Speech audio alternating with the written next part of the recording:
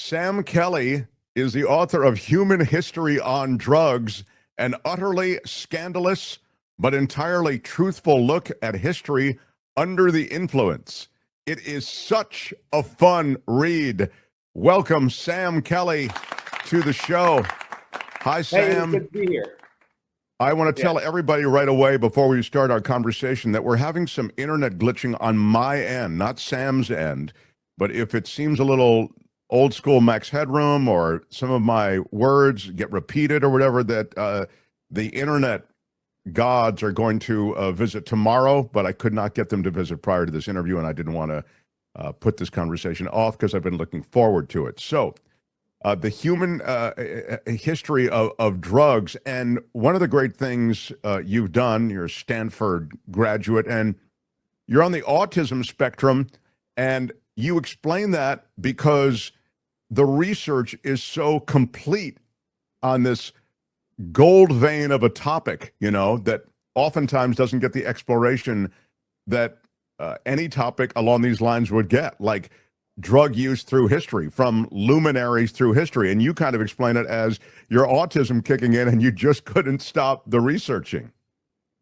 Yeah, no, this is absolutely, plenty of people with autism have these special interests that they're very dedicated to and derive a great deal of fulfillment from researching these things and finding out more about what they really like. You'll have even people with some sorts of intellectual disabilities will nonetheless have special interests that they excel at. That's the old idea of the savant. But regardless of what type of autism it is, a lot of people with autism do like to really hyper focus and get deep into these subjects of passion. And this was absolutely a subject that I was passionate about and thought was tons of fun to learn about and tell others about. Oh, it is. And the way you present it is tons of fun. I mean, it really is, all the detail plus just this whimsical way that you lay it out. So let me start at the beginning. Your book begins with the Oracle of Delphi, and you have all these facts about the Oracle of Delphi, first of which is, I suppose, Oracle of Delphi was a woman, right? Yes. And again, Oracle of Delphi, like all of the main characters in your book, on drugs. Yes, yes. Now, what was this woman charged with, though? Like major stuff, right? Like she was a future, what do you call it, soothsayer kind of person, right? Yeah, no, it was believed that the Oracle of Delphi had a direct link to the gods. Like what the gods were planning, the Oracle of Delphi had an awareness of it that extremely few mortals could ever come anywhere near. And so kings, leaders, anyone important who wanted to make like a life or death decision, one that could potentially affect their entire city, state, their country, they would go to the Oracle to ask for the insights that they were believed came from the gods. But the Oracle of Delphi is in this cave complex, and the cave complex where she's situated has a large amount of fumes and vapors coming up from the ground. And so the entire time that she's in there, she is inhaling those cave vapors and fumes. So there is definitely something in the air, something invisible that is like coursing through her, but it's not necessarily the words of the divine so much as it is vaguely hallucinogenic fumes. And when we start BC like that, and we start sort of with ancient history, you go into Alexander the Great. And I love it. This is, and your writing style, let me just read a little second or two of it, because I really like your style. Alexander the Great wasn't your ordinary teenager. When his dad went out of town on business, he didn't borrow the old man's car or go for a joyride. Instead, he borrowed his dad's soldiers to crush a rebel uprising. When his father was assassinated, he didn't pull a Hamlet and mope around the palace, paralyzed by indecisiveness. He took his army on a road trip and conquered Persia. Now, tell me about Alexander the Great as it related to his indulgence with drugs and drink. Absolutely. So a big part of Alexander the Great's whole psychology was that he could just never get enough. The guy always wanted more. We certainly saw that with the fact that he conquered half the known world. And the only reason why he turned back after conquering a bunch of India is that his soldiers were tired of it. They were like, we want to go back to Greece. It's been so long. We've just been on the road forever fighting. And so only when his men insisted they turn back did he stop conquering more places. But he would have kept going otherwise. And he had a very similar, in the same way that he thirsted for conquest and to expend land, he had a very big appetite. He had quite the libido. He was fond of, pretty ladies, pretty men. He wasn't super picky. He liked all kinds of stuff. And he loved to party. He liked to drink really heavily, and he liked to do opium. And that's a dangerous combination, but especially when you consider that. So this was a time when there's not any modern refrigeration techniques, right? So a lot of the alcohol that they've got stored at that time, it's not like nowadays where you'll get a bottle that might have like 5 to 12% alcohol by volume in it. No, the unwatered wine, which they kept in, amphorae and casks and stuff like that, that was often as strong as hard liquor is now. And he would just drink that stuff, not out of cups, out of bowls. He would drink bowl after bowl of hard liquor and do a bunch of opium. And this was not very good for someone who is constantly being exposed to tropical diseases, who's taking hits in wartime. So again, it's like he was an incredible warrior. He had never lost a battle. But when you're fighting that much and you are also just punishing your body with that kind of partying, it will basically break down your immune system. And so he died after a night of insane, crazy partying in Nebuchadnezzar's palace in Baghdad. He did so much alcohol and opium that his immune system basically shut down. He lingered for a few days and then died. So the only battle he loses is against his own addictions. It's as you say, but no matter how powerful, intelligent, or charismatic he was, Alexander was still a mortal man with a mortal man's liver. Yep. The party lasted all day and all night, and he continued to drink bowl after bowl. Complaining he wasn't feeling well, he announced he was going to bed to recuperate a bit, but his condition steadily deteriorated. He was in tremendous pain. You go on. In the days that followed, his body grew weaker and weaker. After 12 long days of excruciating agony, he was so weak that he could barely move. And you go on to kind of detail what happened. I mean, it really is great. You mix the history with these rich descriptions. One of the great, let me see if I can find it. I loved who is the ancient guy? Doggone it! I had this all. The guy who died of mercury poisoning. Qin Shi Huangdi, the guy who unified China. And while you tell us about him, I'm going to find it because the way you write about it is absolutely full of whimsy, fun, and then, as I say, detail that I never was aware of. Go ahead. Of course, absolutely. So Qin Shi Huangdi he is the person who came up with the idea of China as a unified country and then made it happen. So he was the first emperor of a unified China, very powerful man, very brutal. He did not unify China by being nice and friendly. And so this is a guy he's got a lot of enemies, and he's very, very driven, and he decides that he wants to be able to live forever.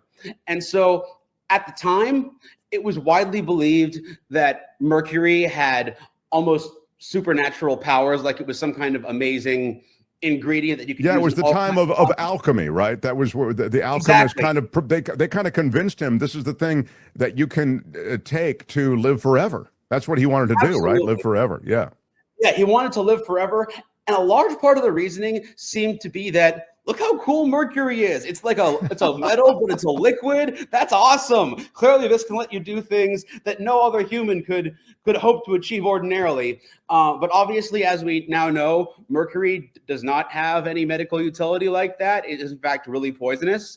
And so his Let me obsession with interrupt you just to read again. I'm sorry, I'm so crazy about your text, but the alchemist convinced the emperor that these mysterious, inexplicable qualities were proof that mercury possessed a special power that, if harnessed properly, would serve as the key ingredient in his elixir of life. Again, he wanted to live forever. Bottom line, if he drank precisely the right amount of liquid mercury, he would live forever. Importantly, though, the alchemist didn't want him to drink mercury all by itself because it would taste like crap. No one likes an immortality potion with a lousy aftertaste. So the alchemist took the liberty of adding a few other ingredients to improve the flavor. By ingredients, I mean drugs. Now, please continue. Yeah, so So he's slowly poisoning himself, isn't he, Sam? He pretty much is. What they're giving him is basically like there's some alcohol in there, various herbs, including probably cannabis and some other stuff. But the active ingredient they're giving him is mercury, which is, of course, insanely poisonous. So not only does he end up dying from mercury poisoning, but he was also so obsessed with mercury in general that he also had his very, very elaborate tomb, which, as you know, contains those terracotta warriors. A large part of his tomb still cannot be opened up because he thought it would be fun to have like water features in his tomb, but with mercury. And so the amount of mercury fumes in there is so extraordinary that if they open the main chamber, it would probably cause a mass fatality event over the surrounding countryside. Oh, and as you suggest, you've got to appreciate the irony, right? Here was a guy who was constantly being targeted for death by skilled assassins. Yet in the end, he wasn't killed by his enemies. He was worshipped him and wanted him to live forever. It is insanely ironic. Yeah, and what's even wilder too is that after he dies from the mercury-based alchemy elixir poisoning, a bunch of other high-ranking Chinese officials in history after that proceed to die from very similar mercury-based alchemy elixirs. When I was doing the research for this, I found that there was an entire Wikipedia page of list of people who have died from Chinese alchemical elixir poisoning. All right, so get me to some people whose names people will truly recognize. George Washington, the father of the country, etc. Tell me about his drug abuse and his search for elixirs that would help his mind kind of escape. Well, I wouldn't say it was Washington's abuse per se, more like Washington had a weird, so you notice how in all the pictures of Washington, all the renderings of him, he is never smiling. He always has his mouth shut. He always looks really uncomfortable, and it looks almost like his teeth don't fit inside his mouth. That's because all of that is true. So the myth we often hear is that Washington had wooden teeth. He wishes he had wooden teeth. That would have been so much better than what he had. His very primitive dentures were these Frankenstein abominations that were made of, so there were teeth taken from corpses, there were teeth taken from enslaved people who he owned, and some of them were animal teeth, and they were all crudely wired together and then attached to his mouth via, yeah, there we go. These nasty, nasty primitive dentures. They were attached to the one remaining tooth he actually had in his mouth. And these things were brutal. These, as you can see, these barely fit into a human mouth. And so he needed to be taking opium to deal with the pain of having these dentures. And you might wonder, why bother having such painful dentures at all? And of course, the answer is, without having teeth, you can't really talk properly. And if he's going to lead a country, he has to be able to talk properly. So in order to talk, he needed teeth. And to have teeth, he needed opium because of how horrifying putting the teeth into his mouth and keeping there was. Was there evidence in your research that Washington was high on opium at times when he was making critical decisions about the country? I don't get the sense that his decision-making was heavily influenced by his opium use. There were definitely some people whose drug use clearly heavily influenced their judgment. And with Washington, I got the sense that it didn't majorly influence his judgment, but it was a big, like a daily part of his life that most people never even think about. And that's why I wanted to bring it forward, because a lot of these, there's a big spectrum in terms of how much the drug use kind of plays a role in people's lives, whether it's some of them, the drug use completely takes over their lives, and others, they're basically using it as that was the most advanced medicine they had at the time. Sure, it's a palliative of sorts, right? And yeah, you're so right. I mean, you detail drug use, but not always drug abuse, or you know, to make the distinction kind of that way. The evidence seems to indicate that that very much unlike Alexander the Great, George Washington was not a drug abuser per se. You talk about Andrew Jackson, and you know, I think he's a loathsome figure in American history, and the fact that he was effed up a lot of the time doesn't surprise me. Can you tell us about him? Oh yeah, well, so Andrew Jackson was it's crazy that his like insane, violent, belligerent drinking was really just part of this giant constellation of awfulness, really. So because. But really, it's interesting how his drinking seemed to kind of make him more himself, because Jackson was a slave owner, right? And so he has this big plantation. He grows a bunch of grain. And so on his plantation, he's got his own distillery for the grain that he is growing using slavery. And he is making his own whiskey, and he is drinking that and selling that. And the whiskey becomes very closely associated with Andrew Jackson. It encourages him to be even more fight happy, to be even quicker to respond to any perceived insults.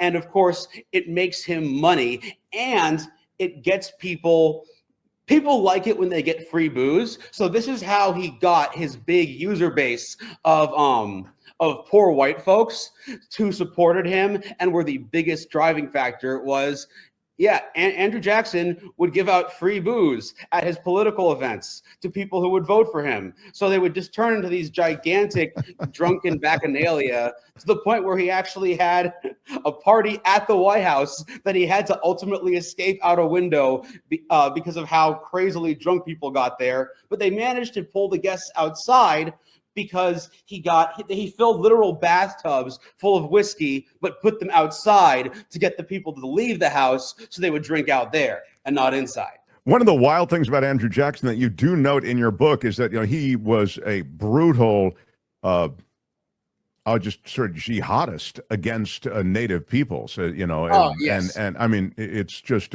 it's horrifying. It's one of the most horrifying chapters of American history, and the chapters of American history. And the irony, given what you just said, and his love of drink and how he felt it was so great, is the one group he wanted to keep.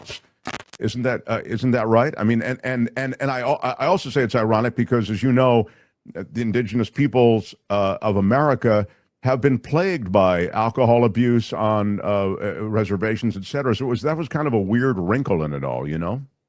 Yeah. So definitely there were people whose goal was to dispossess the indigenous people, who took the effort of alcohol will weaken their societies, and so this is a way to undermine them from within. So certainly there were people who would deliberately try and say, oh, well, these native people have goods we want to trade for. What will we give them in return? We'll give them alcohol and guns. And so Andrew Jackson was less in that. He took a much more hands-on, less indirect approach to brutality. Right. He was much more in favor of, he's like, no, we're not going to trade the alcohol to them.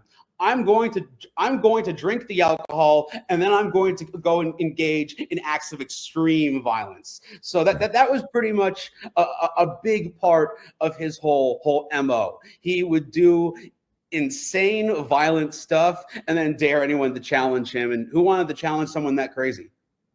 Human history on drugs. You talk about Queen Victoria too. In fact, the chapter is titled "Queen Victoria was the biggest drug dealer of all time." Well, it's certainly. You think about it, Britain fought 2 opium wars against China in order to get there. Like at its peak, opium sales were making up 10 to 15% of the entire revenue of the British Empire, like worldwide. And so certainly Queen Victoria was the queen pin of this strategy. It was her idea that they could grow large amounts of opium in India. And at this point, it was already known in Britain that opium was addictive like that, because they'd passed some laws like that to prevent British people from getting hooked on opium. But she realized that they could sell this to China. They could flip the balance of trade. So instead of Britain giving tons of money to China and getting very little in return, all of a sudden they could get the beneficial trade balance by selling them tons of drugs. And when the Chinese tried to stop that because it was turning massive parts of the population into addicts, she went to war with them. And so not only was she a big drug kingpin in terms of global production and distribution of opium in order to fulfill political ends, but she also did like drugs herself, although she personally was not much of an opium person. She preferred cocaine, often in the form of cocaine-infused chewing gum, cocaine wine. There were a lot of products back then that had cocaine infused to them. Right. The cocaine thing is a part of your book in a big way. Yes. Cocaine entered the scene more or less in a high profile the way that you were able to track it. When did it sort of ebb as an additive?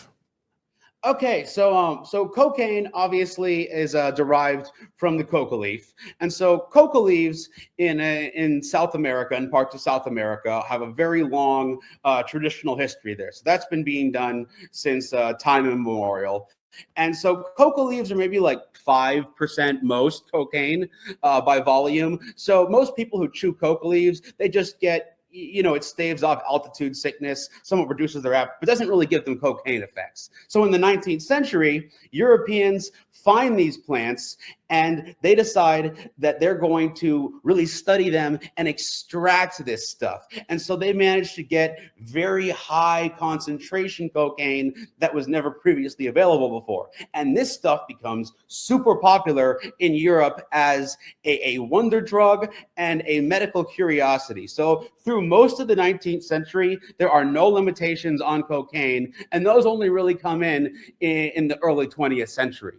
But up until that point, cocaine is so popular that it is one of the people in my book is a pope. He is Pope Leo the 13th. And as you know, the current pope is Pope Leo the 14th. So the current pope is named after this guy who's in my book. And this guy, he was pope like starting in his late 70s and into his 90s. And of like 300 encyclicals in the history of the Catholic Church, he wrote 80 of them. He is this incredibly prolific theologian. And he says that he uses cocaine wine, quote, to fortify myself when prayer is insufficient.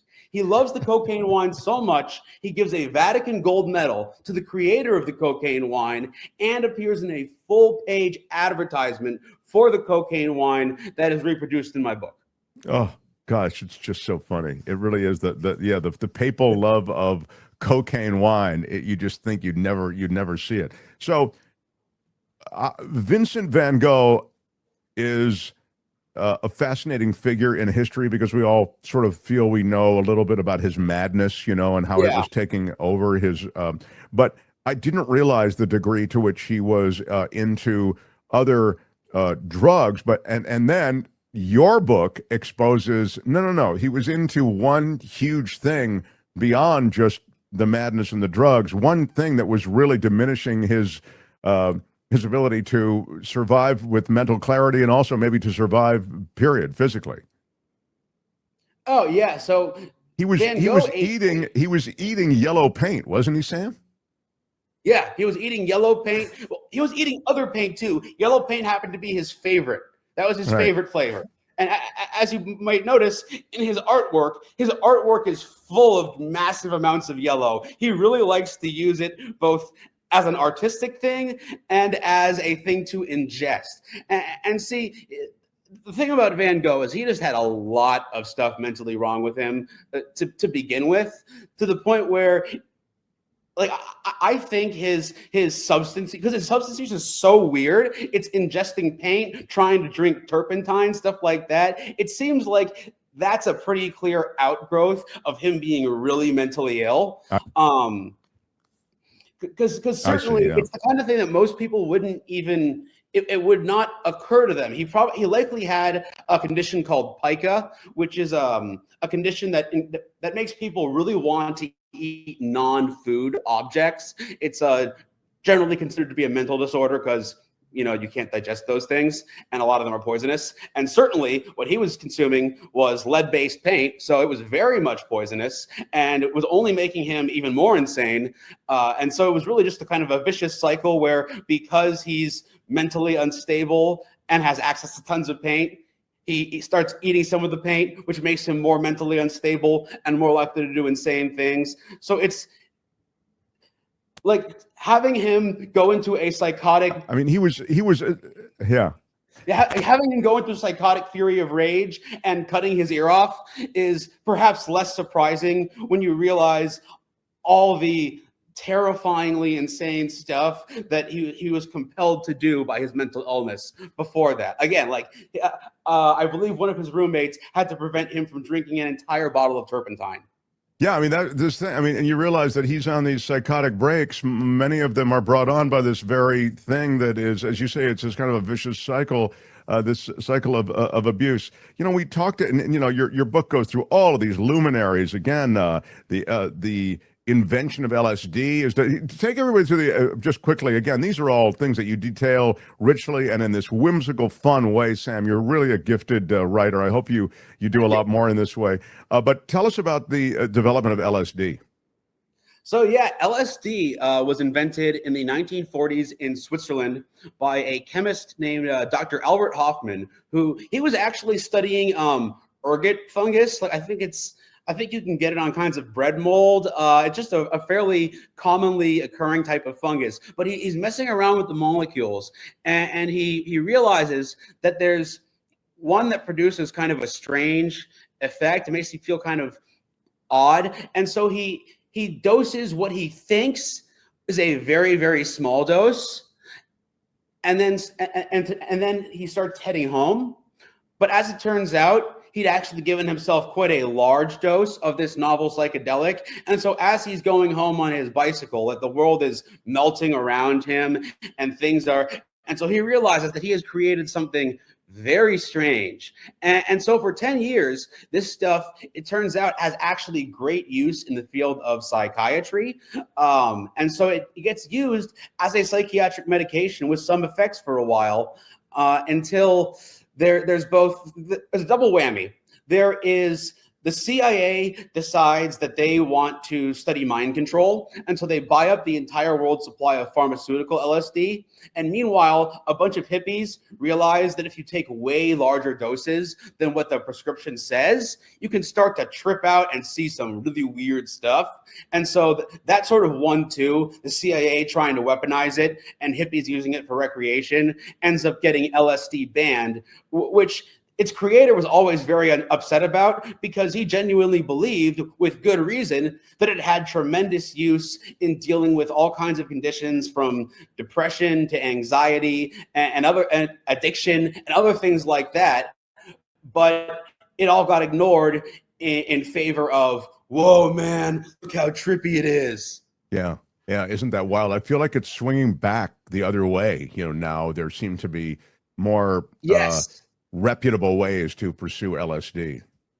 No, absolutely. I think that certainly that moral panic set it back decades, but I think now we are seeing a process in which the original purpose of LSD and its uses to actually treat a variety of psychiatric and physical problems, these are now actually being better recognized. And that was, near the end of his life, he wrote a book in which he said, like, LSD has become my problem child, but it's supposed to be my wonder child.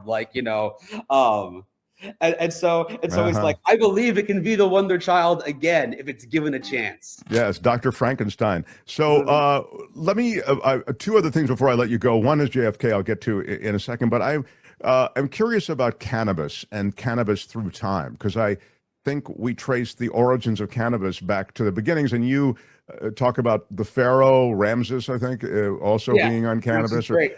Yeah. So can you just speak to cannabis and maybe the pharaoh as well? Yeah, so cannabis is one of the oldest the oldest substances that human beings ingest and still use. It's up there with cannabis, opium, alcohol. These are things that probably predate writing.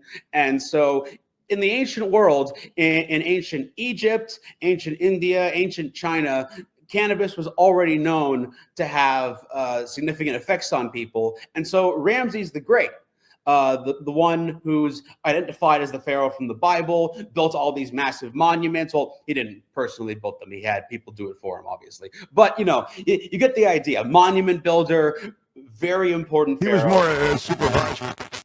Yeah, he was. But so he's, since he was the pharaoh, right? He wasn't so much a king as he was considered a god emperor. So he was expected to lead his troops into battle and be their mighty superhuman. Basically, it was like king as superhero. And so he was expected to be this larger than life figure who was unflappable and heroic. But again, it's like you're going to get injured if you're leading your troops into battle. And so one of the ways that he de-stressed and soothed the pain was by using cannabis. And he clearly liked it a lot because he liked cannabis enough that when they actually found his mummy, they found cannabis pollen and cannabis pollen and powder still inside the mummy, preserved there, and he'd been buried with cannabis as well. Most of the stuff he was buried with did not survive the ages and water getting in, but the stuff in his mummy, they still found that cannabis pollen there after all those years. All right. Round it off with JFK, and then I'll give you a big plug again for the book, which is just so much fun and fascinating. What JFK, it was understood that he was dealing with back pain and different kinds of things, but you go into it in some detail. Yeah, I mean, JFK had a lot of medical problems, and it certainly, he was already somewhat like sickly as a boy, and then developed more medical problems as he aged. And his father was a notoriously tough guy, but his father had been training his older son to be his political successor. His older brother was supposed to be the one who went into politics and attained the heights of the echelon and all that stuff. But then he died in World War II, and so JFK becomes he was the guy on deck for his father's political aspirations for him. So they had the problem of, okay, this guy has a bunch of different medical problems. He's been injured, has like congenital stuff, has stuff that's just kind of there. And we need to make it seem as though he is the image of hale, hearty, all-American health. And what they end up doing is just injecting him with drugs, giving him pills, all kinds of stuff. He ends up getting this sketchy celebrity doctor who's giving him like weird injections of, I want to say, hormones taken from animal glands and amphetamines and stuff like that. And I think at some point he says, look, I don't care if it's horse piss. If it works, it works. So he did a lot of stuff to mask the fact that he was in almost constant pain and had a bunch of fatigue-related issues. Wild, absolutely wild. And you go through so many figures in history and so many key moments in history and so many events in history, and then you wonder if history is informed by some kind of presence of drugs or hallucinogens or these palliatives or whatever you want to call them. And the answer is probably quite a few. Oh yeah, no, certainly in the periods where his judgment maybe wasn't the best, like Bay of Pigs type stuff, there's a lot of speculation as well as the fact that we're having to dope him up on tons of different medications. Is that making his judgment worse? And I feel like it's hard to say yes or no, but I feel like it doesn't help. Yeah, yeah. So you're on TikTok in a big way, and you are popular there for quirky historical drug stories as well. So you can Yes. find Sam Kelly there. He's the author of Human History. In fact, I can post it here, but for those who are just listening and who haven't, not the benefit, on Instagram, it is at human_history_on_drugs. At human_history_on_drugs. And then on TikTok, you can find Sam at human_history_on_durgs. Instead of drugs, it's spelled durgs, all right? Yeah, TikTok has a special little I'm not sure exactly what defines their censorship rules, but I think their idea is if you can spell drugs correctly, that will somehow make it more likely that they are sold. Like it's like couldn't you just misspell drugs and then have someone selling the misspelled drugs? But Sure. I don't know. Like Look, they're you're trying popular to keep there. selling off their platform. You can't fight City Hall, as they say. Yeah. City Hall, as they say. Look, so happy that you joined us. So many great. I was just reading. Human History on Drugs brings famous historical figures and eras to life in a way we've never seen them before. You'll never look at history the same way again. You'll never look at history the same way again. That's from Harlan Coben, the #1 New York Times bestselling author. And congratulations, my friend. I wish you all the best, continued success. Come back anytime, and we'll talk about more major historical figures who've been effed up as they've done stuff. All right, all the best, Sam. Thank you so much. All right, Sam Kelly, everybody. Right on. Hi, it's Mark, and I thought that was great. Hit the notification bell. You'll know whenever there's a new video being dropped, and please subscribe to our channel to help us save the universe.